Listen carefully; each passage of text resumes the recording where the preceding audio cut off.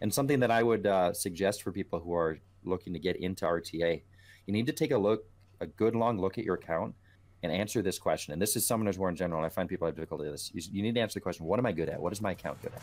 And where do my rune strengths and monster strengths lie? And build your account around that.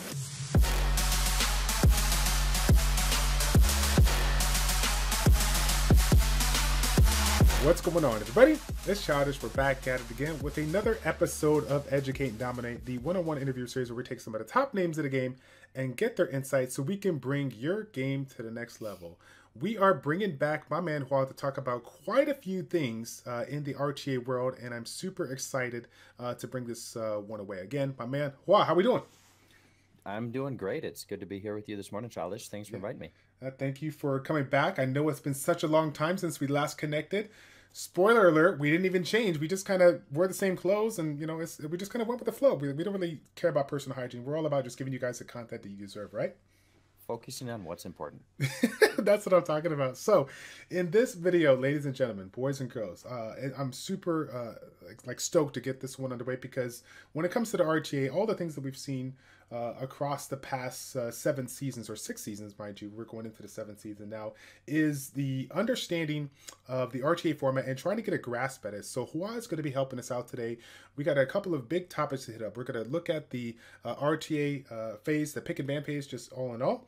We're going to take a look at some of the new exciting units that he's been playing around with in some replays as well. And then we're also going to be finishing off the video with a super fun game where we take a look at some of the best replays currently in the game and see if Hwa, using his expertise, can actually figure out who did each opponent ban here. So again, if you guys are sitting here on YouTube and you guys want to take some wild guess here, put it in the chat down below. Let us know, how well do you think Hwa would do? Again, none of this is prefabricated, right? This is all, we're going on the fly here. So I'm gonna guess.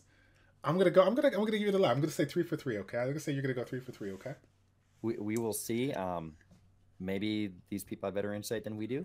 Right. We'll see how we go. We'll see how we go here. So again, for all my salty free-to-play players, I just wanted to stay on this page one time here so we could look at all the premium units that he got on the stage here. We just got done talking about Little Miss Nikki that we could potentially see in the future Season 7 here. I think she's one of those fun units that I would, if I had her, I would definitely be messing around with her. So, for those that do follow this series, you know, one of the things that I love to do is not only talk about the game at a top end level, but also break it down for some of the newer and up-and-coming players out there that want to kind of get a grasp of this whole RTA. So, my man, Mr. Hwa, can you do me a favor? Break down the RTA format, the pick and ban phase specifically, and talk about why it is super important to understand this thing inside and out. So the pick and ban phase is really, I mean, it's the unique part of RTA, right? Because as everyone knows, you construct your team as you go, and it is not an easy process, and it's something that the community is kind of fine-tuned over the last 6 seasons. But if you start the pick and ban phase, there's a difference between if you pick first versus if you pick second, and there's a real challenge in finding units that you can start with that don't hinder your team, that you can move forward with after you pick those units. So we see the prevalence, for example, I see you focusing on Molong here. You see the prevalence of Molong as a first pick. Well, the reason Molong works as a first pick is because he is very, we'll just say broken, but the way in which he's broken is that he does damage, he strips, he stuns, and he's pretty much the best neutral unit that people can start with unless you're going with Ganymede. So you start with Molong, well, you have an armor breaker, which is vitally important. You have a stripper, you have a stunner, and you have damage. So you've hit all of your main categories for units right there. The only thing you're missing at that point is sustain. And the reason we see such a prevalence of Molong first picks is because he covers so many boxes. He checks those off right away in the beginning. And the hard part about RTA is making sure you're checking the right boxes in the appropriate amounts so that you survive the ban phase. Right. Because if you lean too heavily in one direction, then your opponent picks correctly and counters you and then bans correctly. Well, then you may have picked a cohesive team, but you left yourself one linchpin that was able to just be pulled out, and your kind of strategy falls apart. Sure. And one of the things that you mentioned on Molong, he has so many things in his kit. It's just, without a doubt, he can synergize well with multiple units out there. So when I think about you know, some of the mistakes that I've made along the way, I generally pick a unit that, while it is super strong because I use it in multiple aspects of the game, sometimes I give away my strategy too well. And with Molong, you can't really say he gives away a strategy because he just does so many things here. So outside of the first pick, and the importance of incorporating a unit like this, a very synergistic unit, anything else you kind of wanted to add to that topic?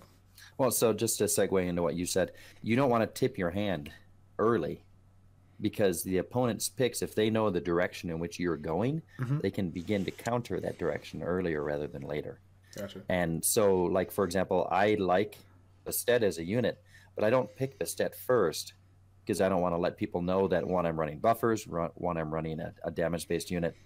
And the first pick Bastet opens me up for counter picks into Bastet, whereas there's not a lot of good counters for Molong. I mean, you have Triana, you have other things, but they mostly counter one aspect of Molong. They don't counter the unit hard by itself. Right. So the less you alert your opponent to which direction you're going to go, the better you're off, because not everybody has the Psy box or the Chuffles box where it doesn't matter what the opponent picks because they can counter pick and move into it and everything's ruined appropriately. Gotcha. If you're one of the normal mortals playing the game, you're limited in your monsters and you're limited in your runes, which monsters have the right runes. So that being said, the best you can hold them off before they figure out which direction you're going, the better. Right. So what you're basically saying is don't first pick Hathor because they're going to bring immunity all day to you. Is that right? Actually, Hathor's not a bad first pick. Hathor's a best last pick, but because Hathor counters her own weakness, she's a stripper as well. And so if you have a fast Hathor, well, she can sleep the immunity provider first turn with her second skill.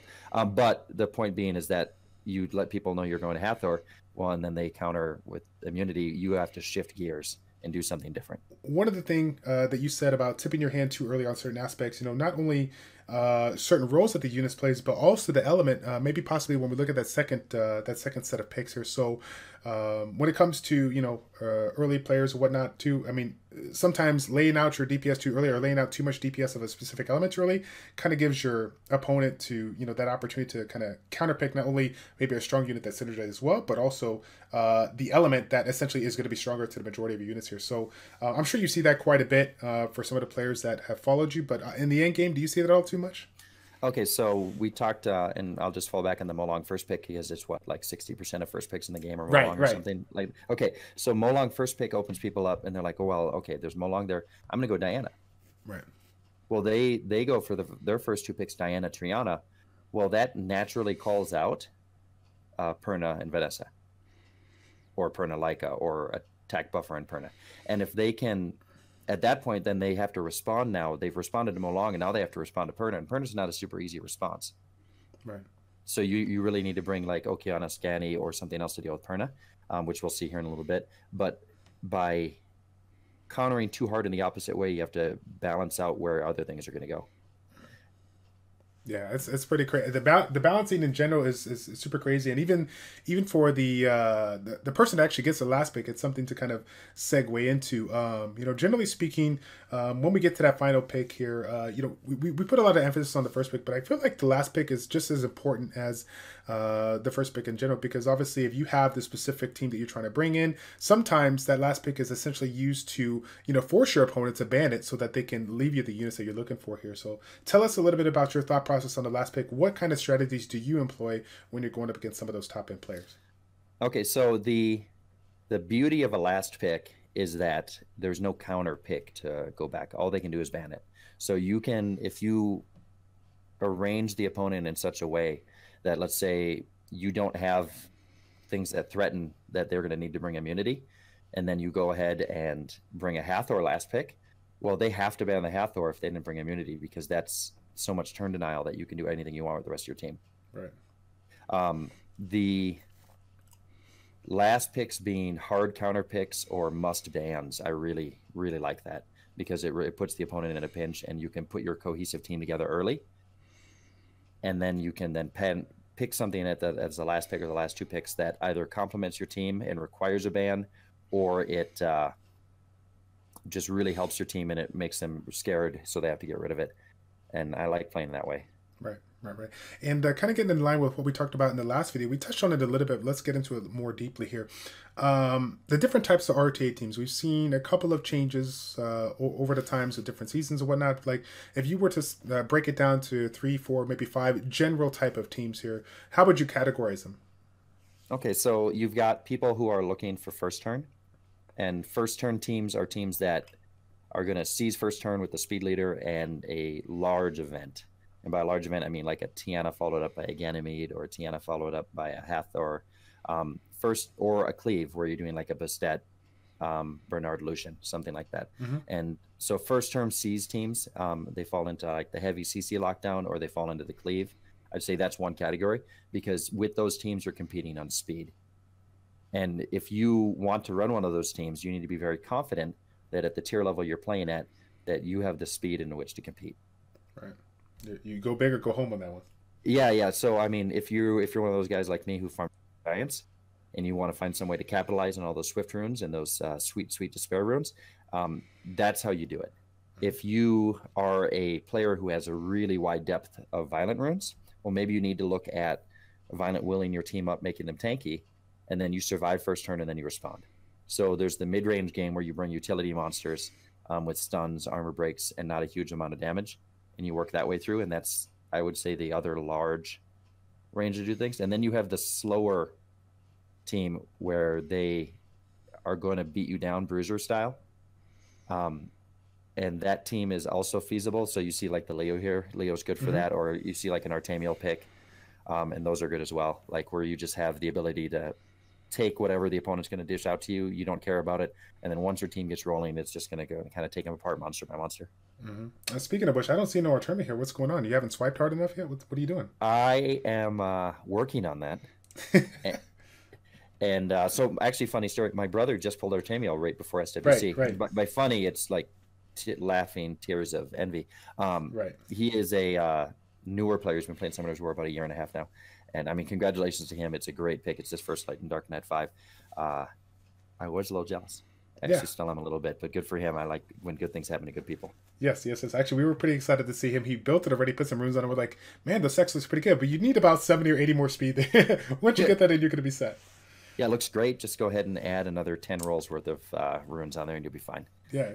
That's the funniest thing that I do sometimes on YouTube there, or on Twitch or whatnot when we're talking about this. Like, actually, you know, we give that nice positive feedback, but like, I'd probably change this and change that, and then you find out it ends up turning into this like laundry list of stuff that I wouldn't change. It's like, well, I guess you got a little bit to work on, but at the end of the day, it comes down to the rune quality, whatnot.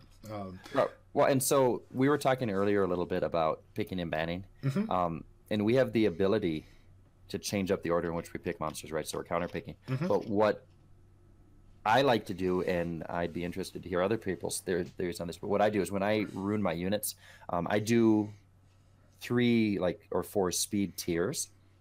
So like my main DPS is all at 1 speed tier. And all of my armor breakers are, depending, it doesn't matter which one I take, all my armor breakers are a tier up. So if you go to Feng Yan there, so if he's right at that 226 range, he is faster than all of my main DPS. And the goal is that he provides armor break in order to open up for a kill. Right. But when you're ruining that, if you don't keep a cohesive strategy in and amongst your units, you will have difficulty when you swap those units out in order to counterpick your enemy. And so in order to do that properly, you need to maintain that same speed threshold so that they perform in the slotted role at the right time. Yeah. It's funny that you say that, actually, because 2 of the people that kind of stick out to me from the America's Cup, well, one from the America's Cup and one from Europe. America's Cup was Dreams Joseph, who had his Perna and his Vanessa, perfected beautifully. And DJP had the same thing. And one of the things that people did not catch, if they look, between the lines, they read between the lines, is that he had one match where he actually picked both of those units, but he took them off and swapped it so that Vanessa was picked first, and then his Tessarian or Perna, whatever the case may be, was picked last because he had that spoon tuned on point. And so I believe if I stand corrected, right, it's depending on where you have them laying out from left to right, if you pick them in that order, they're going to go first if you have the same amount of speed. Yeah. So if you properly tune your units so that they end up at the same speed after speed lead, pick order will determine which one goes first. Out of all the teams that you use, which one is the one that you probably enjoy the most? Which one works well for you? So last season I used a lot of Icarus and Monk, and I really enjoy that quite a bit. And for those of you who didn't watch that, I run like a 300 speed Molong and a 300 speed Icarus. And the goal is you run that with a speed lead, and then you get to delete 1 unit right away. And then those runes are currently moved around for tournament. And I'll show you the team we're using. Excuse me. So the Bastet took my Molong runes and I've got the Icarus on some other leftover stuff right now. Mm-hmm. But the goal, yeah, a little bit of speed there. The goal is to seize first turn, like we talked about earlier with Swift. If you have first turn but you can't do anything with it, it's not useful. So you seize first turn and you delete whatever the linchpin unit is on the first turn. Wolong kills, Icarus finishes, Icarus heals, and then they get to go, and now it's a 4 versus 3. I really enjoy that. I like the kind of blitzkrieg type comps. At the end of the day, the game is won by killing units, not by running the timer down. So I prefer to try and be aggressive if possible. Yeah. But I'm trying to. So I personally, for example, I have Guiding and Hathor. I almost never pick them. Yeah. I just don't enjoy that comp or the playstyle. Yeah. But yeah, it's fun. The stat rate now is really kind of where I'm leaning.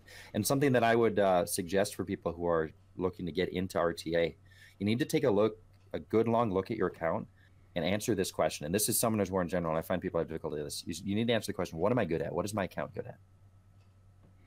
And where do my rune strengths and monster strengths lie? And build your account around that.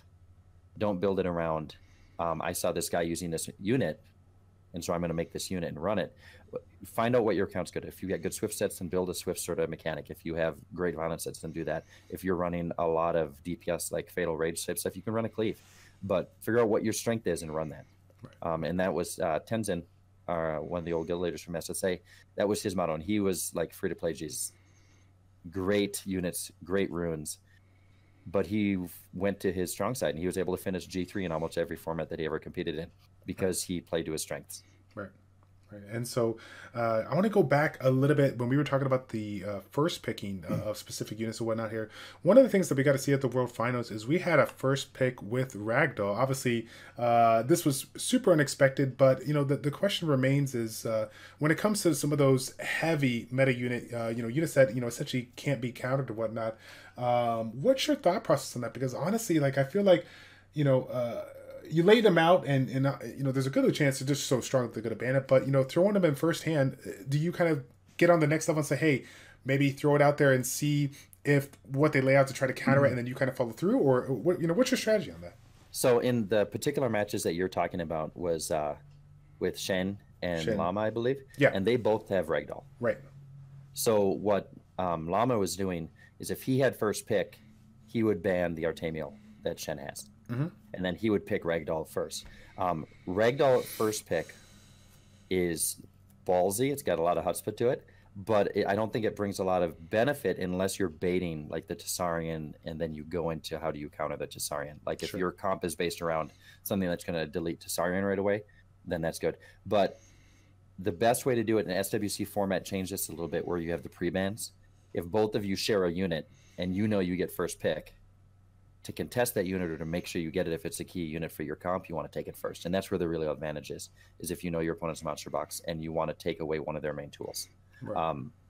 For the match that I played in the Guild versus Guild tournament, the opponent I played against, he runs an Oberon Bastet comp. So my first set, he picked Syrah first pick, I took his Bastet away from him right away. Right. My first set of 2 units involved Bastet in order to remove his ability to run the Oberon with the attack buff. Mm-hmm. And so if you know your monster box, and this is where as the community gets smaller, as you get higher up in the ranks, you kind of know what everyone has. Once you get to that point, then the strategy shifts a little bit, as opposed to more than a general holistic strategy. You're picking against a particular opponent. Yep. Actually, that's what I was basically going to say at the end there. Essentially, as you move up there, the G2, G3 ranks, you see some picks of that, and people wonder why is that the case, but they don't know the opponent like you know the opponent. So obviously, you're kind of picking, leaning on your strengths and of course their weaknesses to try to find the perfect balance there. It's pretty interesting. So again, for the beginning players out there or intermediate players, people that are coming up in the RTA, like I said before earlier, there's a lot of mistakes that we make in the pick and ban phase. Honestly, some mistakes literally can cost you the game before you even get into the playing field. What are some of the biggest mistakes that you see players make right now? Okay, so pick and ban, people get really tied up in pick and ban, and for good reason. You win a match during that. I mean, you've got the months and years worth of rune farming prior, but that single pick ban phase is where you're really going to solidify your team. So the mistakes that I see is some people take too narrow of a vision, and they counter pick only what the opponent is doing. Mm-hmm. And so if the opponent brings a Hathor, you automatically bring a Hathor counter. If the opponent brings a Molong, you try and find a Molong counter.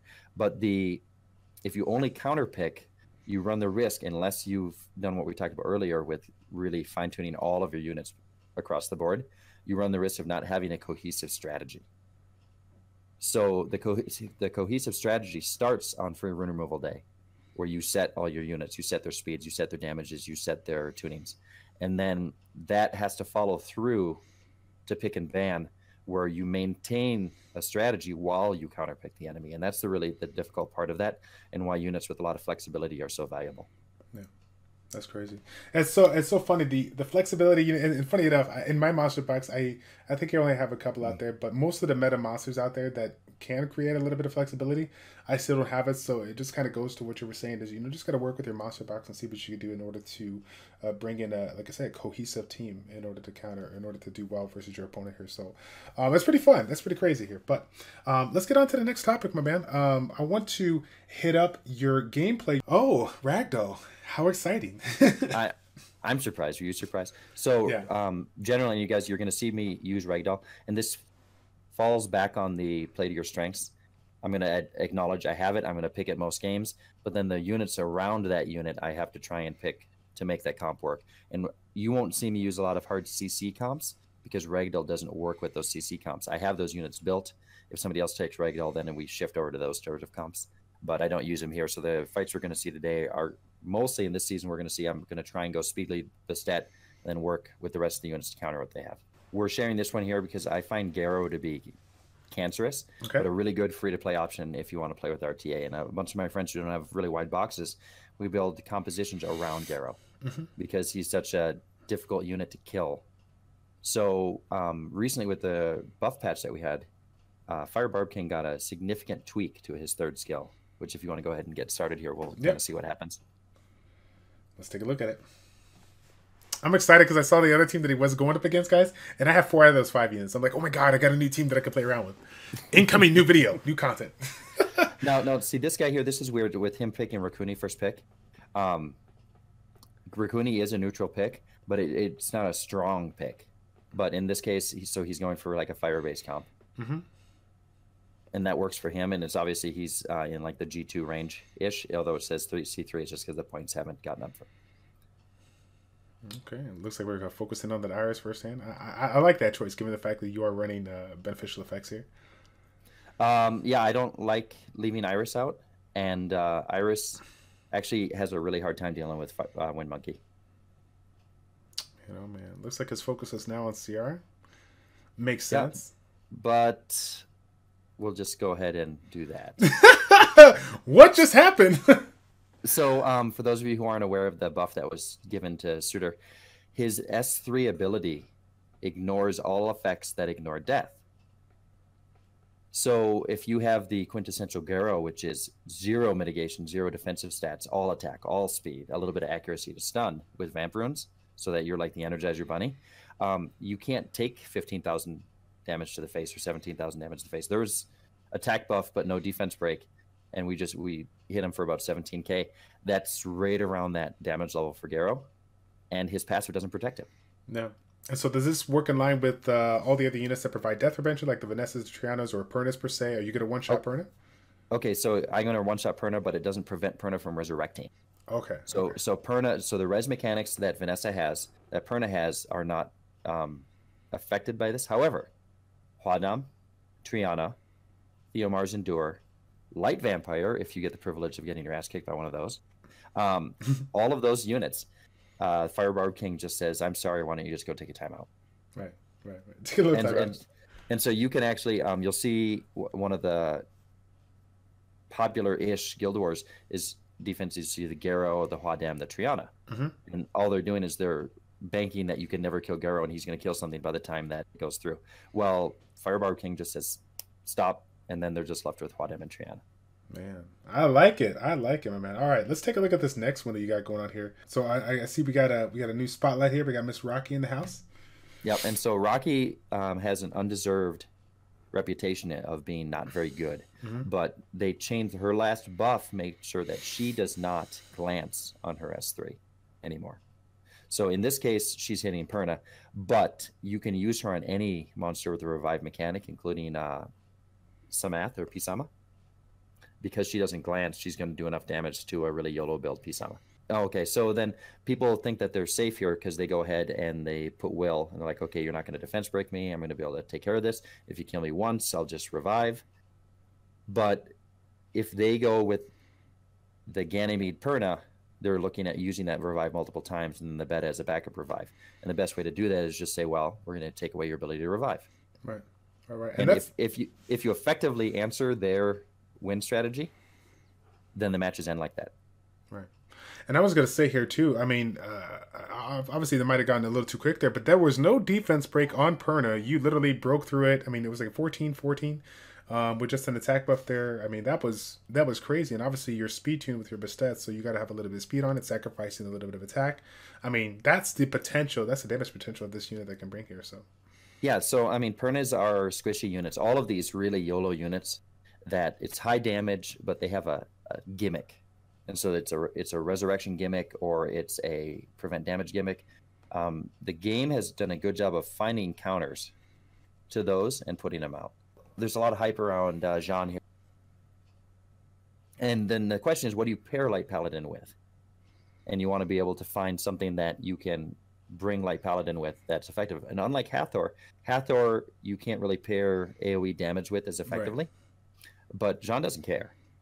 So if you can layer another CC unit with Jean, and that CC unit could be Charlotte, it could be Eureka, it could be Okeanos, it could be Hathor.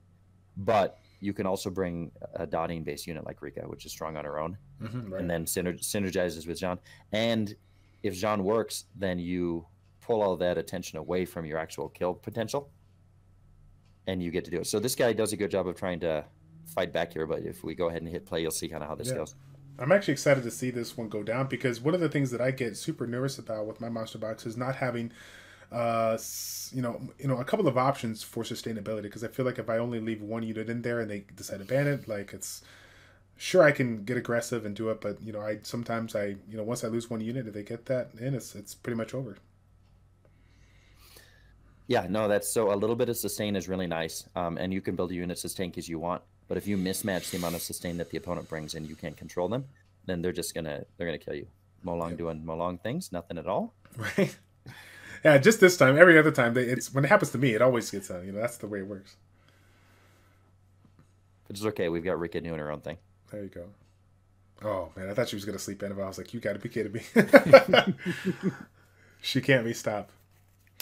So now this guy correctly assesses that the threat here is a lockdown from Jean. And he's able to go ahead and run his Annabelle enough to get her out of the provoke state. And the occult girls aren't bad to bring into the Paladin here, because their S1, if it does stun, or if it sleeps, it's going to cycle their turns enough that they can get their abilities back up. Right. And like we were talking about Nikki earlier, I might have to actually build Nikki specifically for Jean because of the heal block and the cycling. What? Look at that RNG. Despair Avenge, by the way, ladies and gentlemen, if you didn't see earlier. Despair Avenge for the win. Now, speaking of which, when it comes to revenge mechanics, one thing to kind of talk about inside on Ciara, the counterattack, does it actually give her attack bar increase? Yes or no? Absolutely. All of the oracles, if they attack, they get attack bar increase, even if it's not in their turn. Gotcha. Yeah, it's kind of scary given the fact that I feel like Will is so beneficial. But yeah, given that aspect of turn advantage, man, you can make an argument for revenge for sure. Yeah, no, so full revenge is actually, I want to say Syntac did that for a while. So he built 100 and he kind of pioneered the high crit rate full revenge builds. Mm-hmm. And they're really effective if it's a unit that your opponent wants to reach out and touch. Right. So chilling, there's an argument to make full revenge chilling. There's a definite argument for the oracles, Gianna and Ciara, to go ahead and put them on full revenge. Right, and you were saying something as long as like Jean, if you don't have like a violent revenge that they're gonna do, you can play around with. Oh yeah, absolutely. You can go ahead. So if you can either ban or mitigate the opponent's immunity and sneak Jean in there on a triple revenge build, then 45% of the time when they attack her, right, because that's what they're gonna do, she's gonna revenge, and she's got that S1 stun mechanic. Right. And it's really annoying. I mean, it's well done, but it's basically, it turns her kind of into the Josephine, the water paladin, with the built-in revenge, where she's just going to keep hitting and stunning and hitting and stunning and hitting and stunning. So I like numbers, and one of the things I like to do is I like to measure how effective a unit is at denying turns. Right. Okay, so Jean is the most effective unit at denying turns based on her cooldown in the game. Okay. So she even beats Hathor. She beats Hathor because Hathor is a 5-turn cooldown. Okay. Jean is effectively a 3-turn cooldown. Right. So now Hathor in 5 turns does the attack bar reduce plus the 2-turn sleep, but you have to wake somebody up. Right. So unless you're running Succubus, is more power to you, or you get lucky despair procs, right? So maybe you stun, and then you can keep that one unit that's stunned and continue to hammer on them. Which actually Hathor with the Paladins works well because they can stun and lock down the single unit that you're focusing. But because the cooldown in Jean is so low, at a 4-turn plus the additional granted turn, it's effectively a 3-turn cooldown. As soon as she violent procs once, it's back up, and you can just provoke again, provoke again, provoke again. So total turns denied to the opponent is the highest in the game with a good Jean build. The follow-on units, then, if anyone's curious, would be Hathor and then Vered. Vered's got really low cooldowns, and then the attack bar reduction plus the freeze on absolute 0 is just bonkers. But yeah, the Jean strength on that is the math really works out and how many turns she's able to deny per turn she takes. Oh, that's pretty crazy. I'm excited because, again, free-to-play units, so if anyone should be excited, I just want to make a quick announcement here. I am literally building my Jean right now. I was that guy that sat there, was like, oh my god, I'm not going to build Jean. He's not going to fit into the meta like the height and dark homunculus and the other homunculus. Like, I just left and decided, I'm like, oh, you know what? I might want to actually build Jean. And here's the funny thing about it. I just pulled, I mean, obviously the recording is going to be later down the road, but I just pulled Amelia last night. Got a new Net 5, and I'm honestly more excited to build Jean than I am Amelia, just with our current monster pack. That's the weird thing about it right now.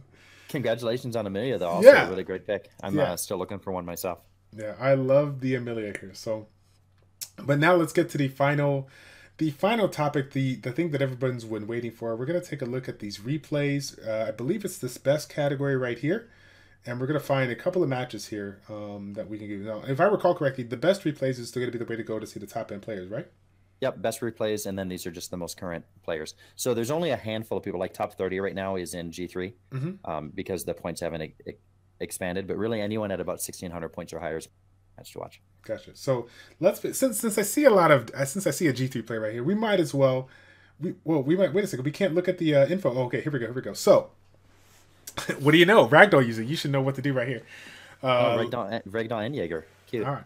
So to take a look at this one, kind of break it down for us, maybe your thoughts on it, and then you know who you would ban on each side. Let's see if you get it right. Okay, so our player on the right is looking for a control-based comp. So we've got 2 CC units. Let's call it 3 with Molong. And then his kill potential comes in from either Molong or Fengyan. Right. All of these things are hampered by the immunity.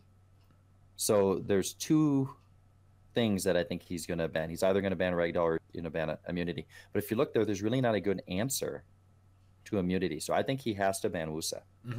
And our player on the left here, that's going to be a tough one. I would ban Molong. It's the only stripper available. And if he bans Molong, then there's no strips available aside from Hathor, and he can potentially ride the immunity train it long enough to kill one of these units. It's going to be a gamble on his. He doesn't really have a good set of bans. But yeah, let's go Wusa and Molong. Okay, and then can we take it to that next level? This is something that we talked about, kind of leveling your opponent and whatnot in the poker world. I'm a big fan of poker. I don't know if you play poker as well, but sometimes when you get up to this level, you think at a specific level, but then you kind of think about doing an action due to what you expect your opponent to do. You kind of predict the unpredictable and whatnot. So given the fact that he only has one form of, well, I guess he has 2 sustain because he has Deanna and whatnot, and how susceptible he is to the crowd control that the right player is bringing here, couldn't you assume that he's going to ban Wusa, and then for that possibly consider banning some other kind of CC versus the Mole? And that's where I was kind of hesitating here. So if you assume that he's going to ban Wusa, then you are open to the CC that he's bringing the entire time. Now, I think that he doesn't care about the CC because Ragdoll and Jaeger. For those of you who are not familiar with Jaeger, you don't see him play as much. He's got the Fire Monkey King passive where he cannot be CC'd. So I think he's expecting to just ride the CC out. But a good mind trick there is to say, okay, they're going to ban my Wusa. Well, let me get rid of the actual CC ability or the other threat. So in that case, you could get rid of the Jean, because Jaeger still gets provoked. He's able to do that and leave everyone else in, and they run like that. Gotcha. Okay. So let's hear it out. Wusa on the left and Molong on the right. And let's see. And this guy's obviously knows what he's doing. So yeah, G3. I mean, it's kind of easy to get. It's no big deal, right? Oh man. Let's see what happens here. But yeah, so the CC comp here is kind of in a pickle, because Diana, if you don't hit Diana, everybody else gets turns. Right. If you hit Diana all the time, Jaeger gets stronger. And if you hit anyone else, Diana keeps. Oh, see, he man ragdolls. Wow. So now he's got to try and push through this, and he's taking away the turn turning. That's crazy. Both. They took away the Feng Gang and took away the ragdoll here. Something we weren't expecting. Yeah. So in this case, he took away one of the kill potential items, and he's going to try and push down. This should be interesting. Yeah, we'll have to see which way this goes out here. Looks like this guy doesn't care about the other immunity. He's just trying to do what he can to lock it down here. Yeah, so he's going to try and lock down as much as he can, and he's going to do that. So now he can go ahead and Reckless Assault for free with Molong. Right. Now, what's your take on this, given the fact that he used that 2-turn provoker? What's the point of that, considering he already had him locked down with the sleep? I don't know that was necessarily needed. Right. Unless his strategy is based around bringing the turn to the counter faster. Mm-hmm. So, like, season 1, I played like a Tableau Iris CC comp, and the goal with that was to turn as much as I could, so that my sustain unit or my utility units actually started doing enough damage to kill. Yeah, sure. And so if you run enough turns through, like Diana runs turns, the counter actually ticks up a lot faster than people expect. Yeah. My only thought process on that was possibly, hey, well, if he has a provoke lockdown, he can, and Molong has his Dragon Dex up, he can stun and not worry about those guys having their ability to use their second or third skill since they still provoke. But I realized that he already used his Dragon Dance, so that wouldn't work either. So looks well, like there we go. Well, there went the 3 for 3 dream on predictions here, but we'll see how this goes. Rip the dream. Rip the dream is what we say. Although, I mean, the guy is doing pretty good. So our G3 here is doing what he needs to do. Now, Diana's going to get some turns, but he's got like a lot of meat to chew through. Yeah. And Harmonia here, for those of you who don't use her in RTA, all of his units on his team are very tanky. And Harmonia is actually a better response than Triana if you're trying to bring a large chunk of health back up. Right. Yeah, the Chisun is out. Harmonia is in. Oh, so cancer, Harmonia. Oh, man. All right. So, yeah, you're 0 for 1 right now. We're going to have to see if we can get to know. Ooh, apparently. Spirit Moon. Yeah, I've watched Spirit Moon a couple of times just randomly here. I've actually enjoyed his gameplay here. So have you gotten a chance to go up against him? I have. It usually ends well for him. Right. But no, let's see what we have there. Okay, let's take a look here. So here's the info. Oh, Tableau, please make it through the ban process. Oh, this is interesting. Yeah. So we have a speed lead with Tableau. We've got a speed lead with Garrow. We are speed contesting with 2 possible gauge boosters. So the question is, how fast is our gauge booster on the left? Mm-hmm. Now, both these players are G3 right now, so their runes are going to be on par. So someone over here is 310 speed. Mm-hmm. On the right, however, we've got 1 source of immunity. From the left, we've got Gianna to counter. We've got 2 resets and Sierra and Gianna kill potential. Right. Boy, this is interesting. So I personally think the main threat here is Garrow on the left, and so Garrow gets banned. Right. And then I think we're going to see maybe a Gianna ban on the right. Okay. So that he can still run his immunity in case it goes through. Gotcha here. And so kind of getting back, let's try to use what we talked about here in the previous one. Let's look at the right opponent here, the last pick here, Chiwu. Obviously, it's going to be a hard counter to Velajo here, but it looks like there's going to be a contest of who's to go first. I mean, so by picking Chiwu, yeah, he's saying he's not banning Velajo. Okay. When he picks Chiwu, he's acknowledging I'm going to leave that immunity in, and I've brought 2 answers to it, and you can't get rid of both of them. Okay. And what about the So speed lead, though? and actually in that case that would, so Chiwoo's speed lead's good too. So he's got 2 speed leads here with the Sierra and the Chiwoo, and he's got 2 strippers with Gianna and Chiwoo. I actually am going to change the man pick here and probably go back over to Sierra for the kill potential. Okay. Since he's doubled up on everything else, I would get rid of the ability to detonate bombs. Okay. All right. So we got Sierra on the right, and then Garo on the left. Yes. Okay. Is that your final answer, sir? We'll go with that. I don't know. I probably not going to be a millionaire today, but we'll see. Oh man, here we go. Man, people are getting to G3 so quick. I mean, we've only been a couple of week into season 7. So yeah, 1,700 points is the cutoff right now to actually have your red stars show. Gotcha. Here we go. Oh, nice. So Sierra's good, and then he's respecting the speed lead. So he's actually trying to go ahead and take first turn. The Swift Velajool, hard at work. I felt like it was going to be Swift. Oh, and we'll just delete some things here. Oof. The stuns are in, but I don't know if they could do it. Well, so Perna dies here pretty quick. The question is, how do we or can we kill Garo? Right. Well, I was thinking Gianna's going to get the job done with the multi-hits, right? Should be able to. So Gianna is the first. There's 3 units have multi-hits on Spirit Moon's side.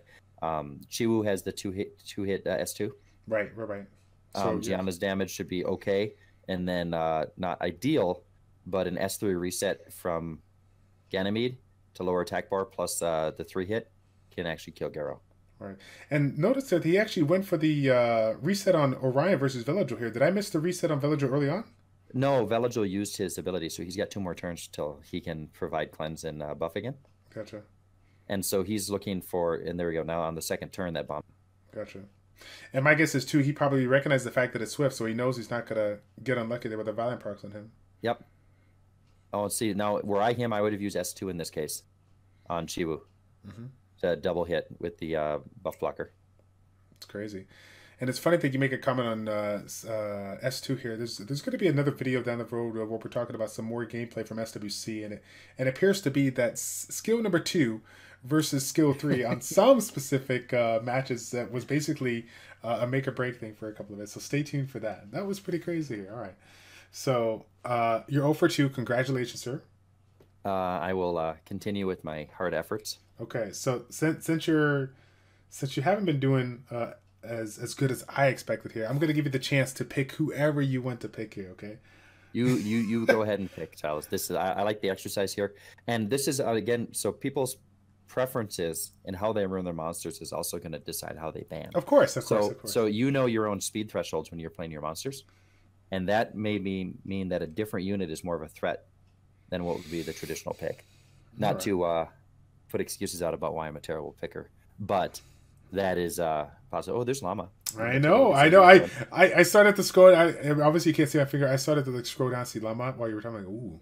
Yeah, let's take a look and see what's going on. Let's take a look. So Llama's already almost to 1,800 points. Okay. Gani Hathor tells me he's banning Amelia. Amelia, yeah. Has to. And then he's going to try and kill Monkey. Ooh, that's a good pick on the other guy's side on the left here. I don't reckon he's one of the Avengers Guild people. Gani Hathor was right. And then I think we just ban Ragdoll on the right and run through, because both Rakuni, Garo, and Monkey King are all really strong against Gani Hathor. And the threats are either Ragdoll or Perna. I'm going to say he bans Ragdoll, and on the left I'm going to say we ban Amelia. Okay, I think you are correct on this one here. And this is coming from a pro Fighter 2 player. I'm pretty sure I concur with your assessment, okay? All right. Again, and this kind of speaks to, and maybe Llama, later on I can ask him to explain his thought process here. So the Ragdoll, if you lock down your opponent correctly, doesn't assist Gani Hathor. Okay, so we ban Perna. So we ban the larger source of damage, and he's take the turn acceleration. That's curious there. I rarely see Ragdoll make it through the pick advantage, so we'll see how it goes. So Ragdoll is, and this may be touch on what we talked about earlier, where he doesn't really assist this particular team composition. Right, yeah, correct. So you're trying to do a lockdown. Now, this team composition has difficulty because it's fighting against 3 units basically designed to counter it. Garrow's really hard to kill with Hathor. Right. And once Ganymede's dead, there's not really a good monster on the board that's going to be able to get rid of Garrow. Right. And if you notice, that's where the focus is going right now. Right. Well, now they're kind of working on to Raccoon and whatnot, but... Well, Raccoon on this side, but on Llama's side, the focus is on Ganymede, because Ganymede is the existential threat to Garrow. Correct. Well, shoot, Ganymede's the existential threat to everybody, right? Ganymede's just too strong to leave alone sometimes, you know? Well, so you got to really look at what is your win condition. Yeah. And in this case, the win condition's Monkey and Garrow. And so if the win condition's Garrow, then you have to kill the biggest threat to Garrow. So he got rid of Perna earlier, and Perna is actually Perna's going to kill Monkey, and Perna would have killed Raccoon faster. So he was kind of hoping to keep Raccoon around longer by killing Perna, it looks like. Oh, and you know, one I didn't think of earlier is the Perna plus the Ganymede combo was actually pretty toxic. Yeah. I learned my lesson leaving that composition in, but sometimes, you know, when like I said, if I was dealing with double immunity or whatnot, I had to get rid of their Molong and left that out there. So despite my claims that Ragdoll doesn't work here, the Gany Hathor is strong enough that it's just kind of doing its own thing. Yeah, it looks like it's working pretty good there. Oh, what do you know? Well, I don't know how much Ragdoll is actually doing. He is providing a little bit of damage, but everything's really just, it's getting Gany Hathor down. Right. And shout out to this guy. This guy's not even, he's still in the match. Like you would have thought by now, maybe he quit, but he understands the power of Garrow and seeing if he can turn things around. Yeah, Garrow absolutely has the ability here to come back and win this. Yeah. The unfair ninja. Yeah. Yeah, once he gets going, and it's the end of the match like this, it's going to be hard. I think Llama might have a violent to take and look and see if he heals here next time he hits. Yeah, he does. So he's got Vamp. So he's got no violent proc ability there. Right. Oh, wow. Oh, wow. He didn't go for the kill there. I thought he would have gone first kill to try to knock him out. It's a little bit lower, but we'll be there pretty soon. Oh, here we go. And dead. Oh, man. Oh, man. Well, I guess, yeah, that's why Llama's Llama, right? He knows when to do it best. Obviously good. So, and just looking at what they picked versus what I picked for them, which obviously is different. The Perna being the main damage threat was what he was looking at getting rid of. He just didn't want to have to deal with Perna and having to kill Perna 100 times, which he wouldn't have the luxury of because Gany Hathor shuts him down. Man. And on the other side, the Amelia did get banned because it kills his engine for victory. Gotcha. Right on, my man. Well, shoot, a lot of stuff that we learned, not just from some of the stuff that you provided, but also some of the matches that we got to see here at the very end. Well, again, we're going to have to do this again. I don't know about you, but I had a blast trying to like analyze what your thought process is on some of these matches here and allowing us to kind of learn a little bit more from that. I'm glad that we were able to take the time to make this video, man. So thank you for coming on board. No, I appreciate it, Childish. It's a lot of fun. It's really nice to meet you in Korea and being able to do these Educate and Dominate series. Happy to share what I know. Maybe not the best knowledge, but it's at least a perspective that hopefully we can share and help some people. Yeah, that's what it's all about, guys. So again, if you guys didn't get a chance to check out the previous video, if you are looking to get a little insight on some of his units, we're going to leave the Swar Farm link for you down below in the comment section, as well as his Twitch, so that you guys can go ahead and check him out live when he goes on stream here. Now, one of the traditions that we do in the Educate and Dominate series or whatnot is provide that call out. So I want to give the floor. It's generally an invitational type of a series. I want to give the floor to you and, think about some of the people that you talked, along the way in the past few years or so when it comes to whatever it is, whether it's general theory crafting or RTA theory crafting. If there's somebody out there that you could recommend that you would say, hey, you know what, I would love to see this guy or girl on the channel to talk about stuff, who would that be? I was impressed by a couple of the players we had at the SWC finals. I don't know if you've had the opportunity to sit down with Shen. I have not. He has a unique look, and I would call it the free-to-play perspective. Now, you may think, okay, this guy's definitely not free-to-play. He's got 4 Light and Dark Net 5s. He is free-to-play. His runes are free-to-play. The way he plays the game maximizes the resources that he has, and while he does have Light and Dark 5s, he has a very good perspective on how to properly utilize those. And for somebody who got as far as he did in the World Championships this year. Mad respect for Shen. And then the other option, have you had Thompson on your stream? No, but we talked to Thompson on the side, so we're going to be getting him on, yeah. Okay, I mean, one of the smartest Summoners War players that I've had the opportunity to work with, and he has just a wealth of experience and very humble, and I think he'd be a good person to share knowledge with when you get the chance to have him on.